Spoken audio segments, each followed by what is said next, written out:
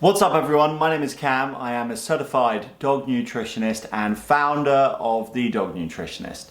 This is my dog food review of Forthglade wet dog food, and also I will do a review of their cold pressed food. In the review we're going to look at the ingredients obviously and discuss whether they're healthy for your dog. We're also going to look at how those ingredients are cooked and processed because that affects the nutritional value of the ingredient.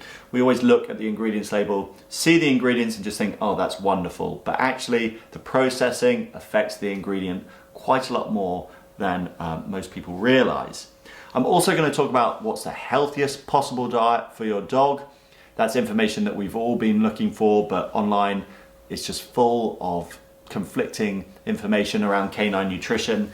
It really is simple, but all of the misinformation online, whether that's coming from pet food businesses, veterinarians who are just taught by pet food businesses, online forums, it's just madness, all completely different. And actually canine nutrition is very simple, and we're going to talk about that later in the video.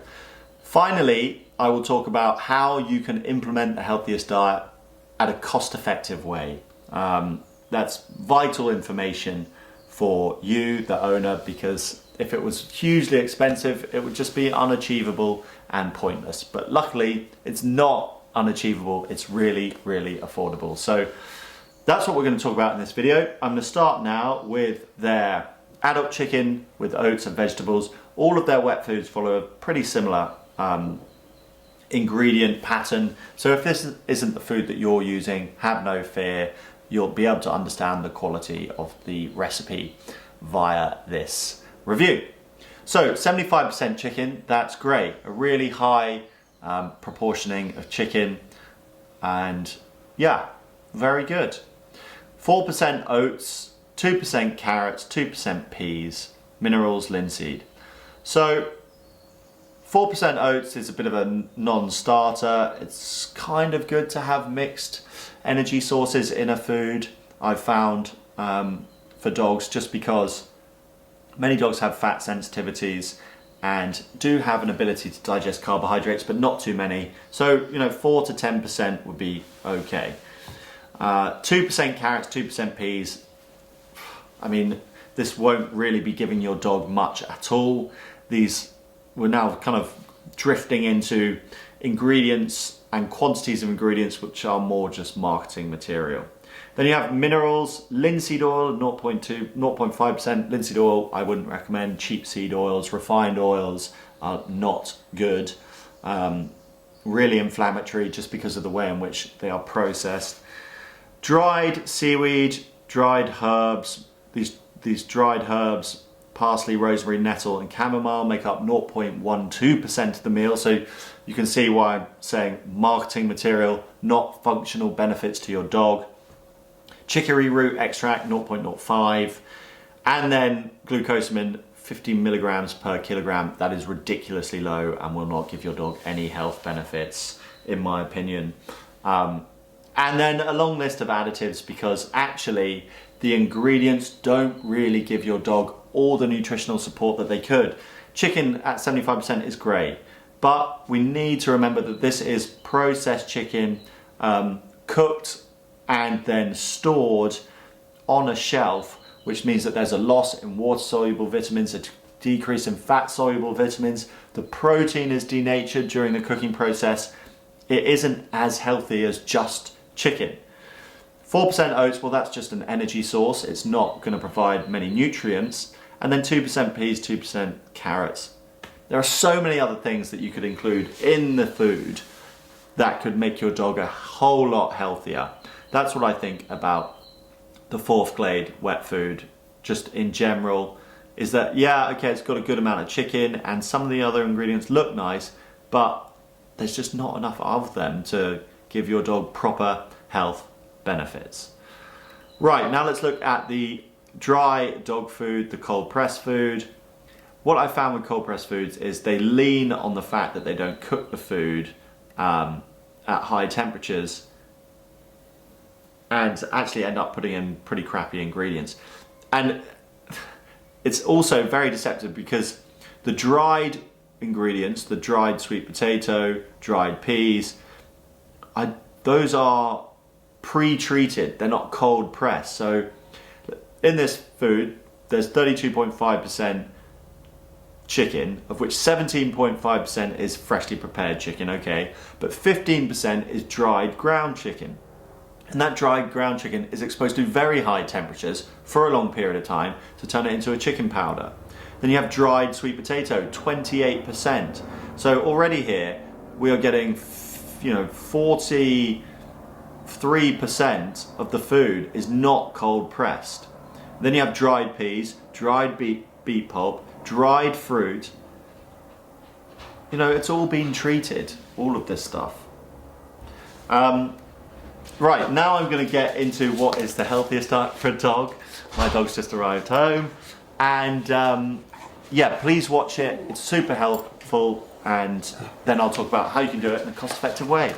I'm going to give you the simple and quickest version of how we know what the healthiest diet for a dog is. And without being condescending, to understand this part, you really need to understand what a dog is. And what a dog is how a wolf has evolved into the dog. It is the difference between the two that determines what a dog is. The wolf is the ancestor species of the dog. We domesticated the wolf, and the adaptations to the wolf, the changes that were made, determine what a dog is. From a biological standpoint, dogs have changed their ability to digest non-meats and sociability. Those are the two genetic differences between dogs and wolves. The two main, glaringly obvious genetic differences. The sociability part comes from us breeding the wolves that didn't shred our kids to pieces. The second part, the ability to digest non-meats, this is the most important part of what they should be eating, of course. Different dog breeds have developed different abilities to digest non-meats, and this is due to their exposure to non-meat diets, depending on the geography of where they came from. So the Saluki, for example, that was originated in the Middle East, they are an ancient dog breed, 9,000 years old, and they've had the most amount of time and exposure to non-meats, to more starch-rich diets, which means they have more of the AMY-B2 gene, a gene that allows for the pancreas to produce amylase to digest non-meats. What do wolves eat? A range of meats, raw bone or a calcium source, some grasses, and maybe some berries. We still need to follow that pattern of a range of fresh foods, maybe 3 different types of meats that they get rotated around the year. You can do more than that. You need some organ, because that's like the multivitamin. The meat being the protein, they get fat from they get energy from the fat. And then you have the raw bone.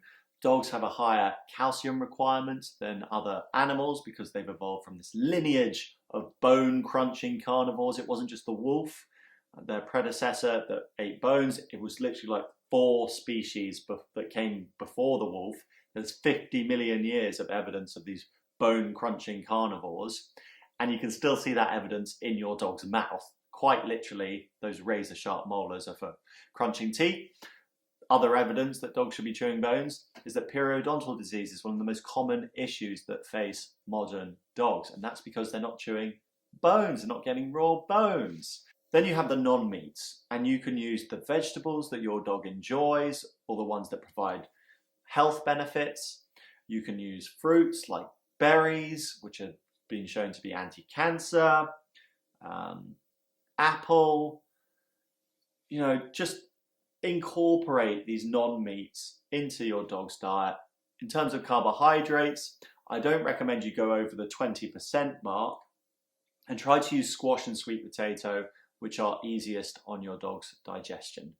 That really is how you piece together an understanding of your dog's digestion. It is the difference between the wolf and the dog, and the differences aren't that big.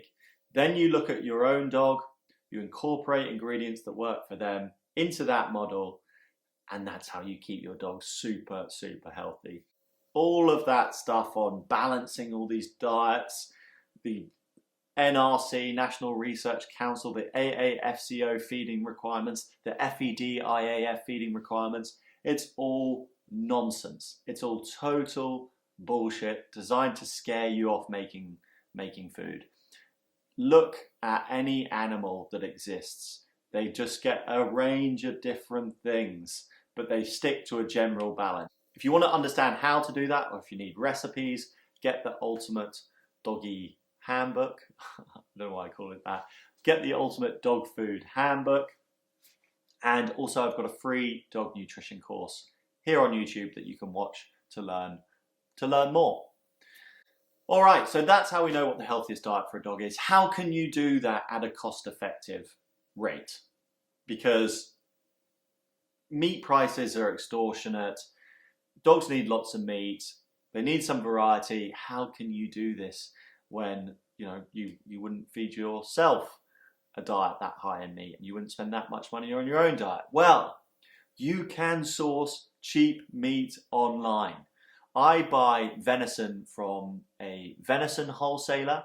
I buy the offcuts, which are the bit that the butcher, it's like, I found that butchers are pretty lazy. They're not like razor sharp with trimming the fat off of the deer, and they leave loads of meat on there. And you buy the offcuts and you just separate the meat from the fat, and it only works out to be about £5 per kilogram. You have all this lovely wild reared venison meat for £5 a kilogram, and that is pretty much cheaper than any dog food you can get. Once you can source meat for around £10, less than £10 a kilogram, you can make a homemade meal for your dog cheaper than buying a pre-made meal. And those meals are made from fresh foods, ingredients your dog likes, so healthy, so natural, so healthy. It's going to keep them out of the vet, and it's going to save you money in those vet bills, and it's most importantly going to mean that you get to spend as long as possible with your dog. So we know what a healthy diet is. It is possible to do in a cost-effective manner if you do the research into meats, sourcing good quality cheap meats, and if you have the recipes, which you can find in the Ultimate Dog Food Handbook. I hope you've enjoyed watching this video, and if you have, I've got loads more on my channel. Please do watch them and share them with your friends if you think that they need some dog nutrition advice, because everyone does. Everybody does.